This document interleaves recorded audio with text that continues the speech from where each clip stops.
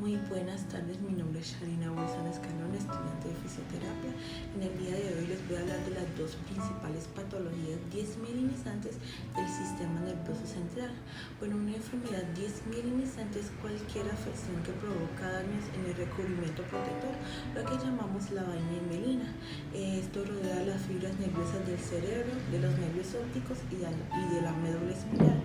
Cuando se daña la vaina de mielina, los impulsos de los nervios disminuyen o incluso se detienen, lo que provoca daños neurológicos.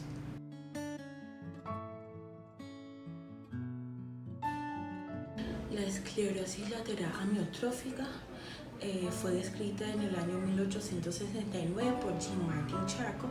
Es una enfermedad neurodegenerativa poco frecuente, característico por la degeneración progresiva de las neuronas motoras superiores e inferiores. Produce debilidad en los músculos de las extremidades, los músculos torácicos, abdominales y vulvares.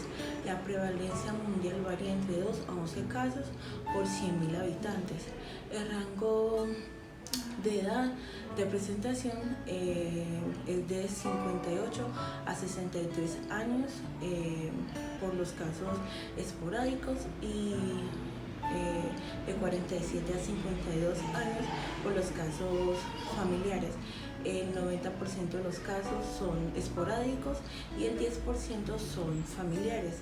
Esta enfermedad tiene una ligera inclinación por el sexo masculino.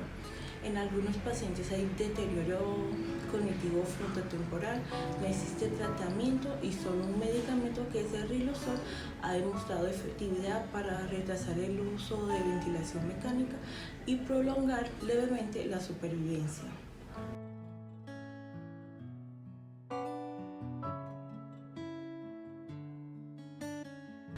Después de años de la descripción inicial de Lela, la etiología continúa sin aclararse. Actualmente se le puede clasificar como familiar y esporádica. En ambos casos se produce un proceso neurodegenerativo que lleva a la muerte de las neuronas. El amplio espectro de posibles causas o consecuencias incluye estrés oxidativo, factores genéticos, excitotoxicidad, daño mitocondrial, defecto en transporte axonal y daño originado por los astrocitos.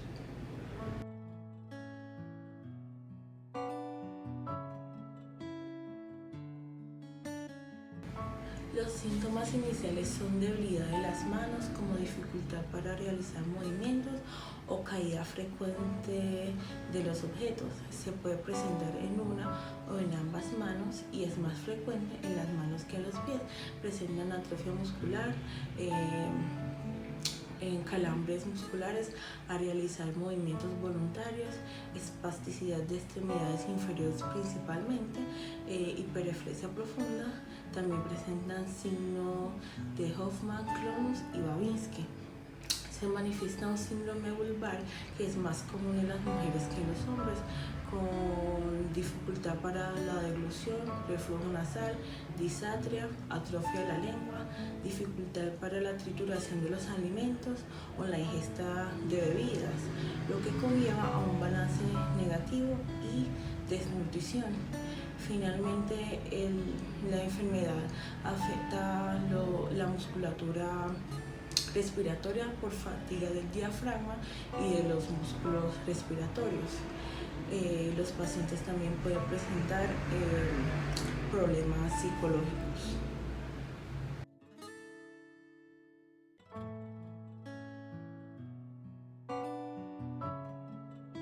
La fisiopatología de la esclerosis lateral amiotrófica se destacan dos en especial: la hipótesis de la neurona motora superior y la hipótesis de la neurona motora inferior.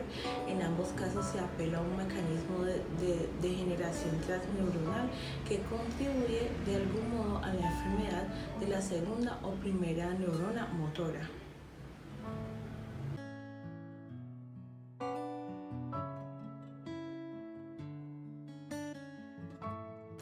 Se ven afectadas dos clases de neuronas: las motoras inferiores, que se podría decir que es el sistema nervioso periférico, es específicamente en las células del asta anterior de la médula espinal y el tallo cerebral, y las motoras superiores, que es el sistema nervioso central, localizadas en la quinta capa de la corteza motora cerebral, y cuyas prolongaciones descienden por la vía piramidal para hacer sinapsis con las neuronas motoras inferiores. En el tallo cerebral, la degeneración ocurre en las neuronas de los núcleos motores y los pares craneales, que son el nervio oculomotor, trigémino, facial, vago y hipogloso, y en los axones, que descienden en la vía córtico-espinal y córtico-vulvar.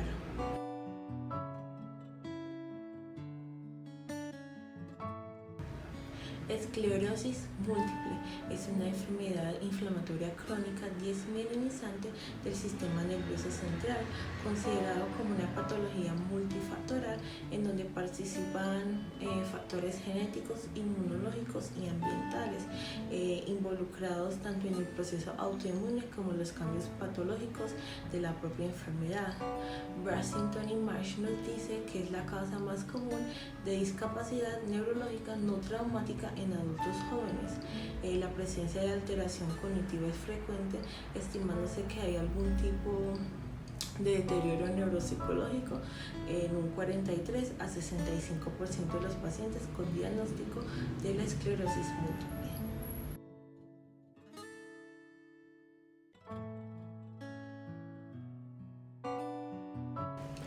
La esclerosis múltiple es una alteración mediada por el sistema que ocurre en personas susceptibles sin tener identificado cuáles son los factores que provocan estar expuesta.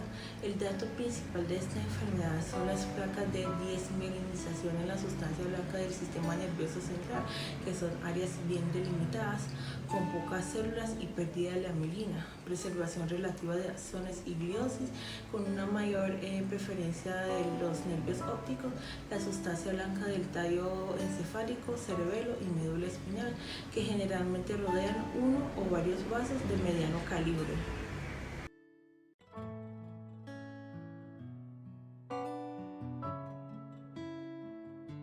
La etiología de la esclerosis múltiple parece mal definido, así como la susceptibilidad genética y la correlación con el medio ambiente, aunque ya sugirieron un factor genético desde hace un siglo.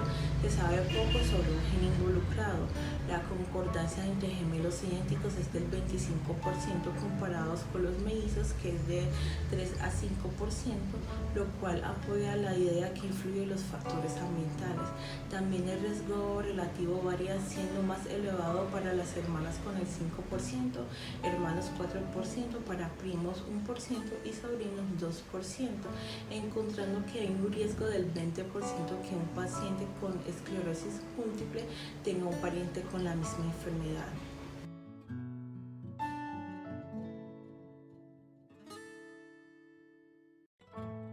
Pueden existir síntomas como trastornos sensitivos motores en uno o en ambos miembros. Este síntoma se presenta en aproximadamente el 50% de los pacientes. Pueden presentar neuritis óptica, que es la inflamación de los nervios ópticos, síntoma inicial que afecta aproximadamente el 25% de los pacientes con esta enfermedad. Pueden presentar diplopia, que es una alteración visual que consiste en la visión doble.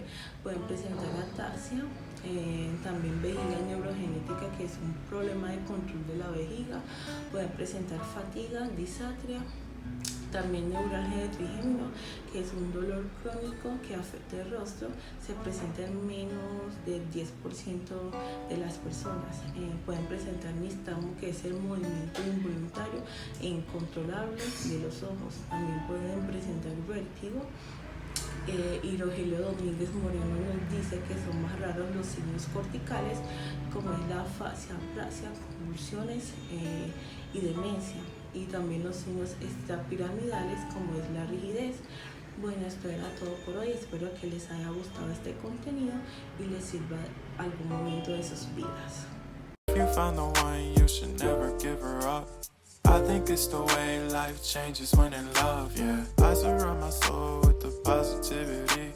That's why I don't worry about the things that I don't see, yeah. These days I don't worry about much. I think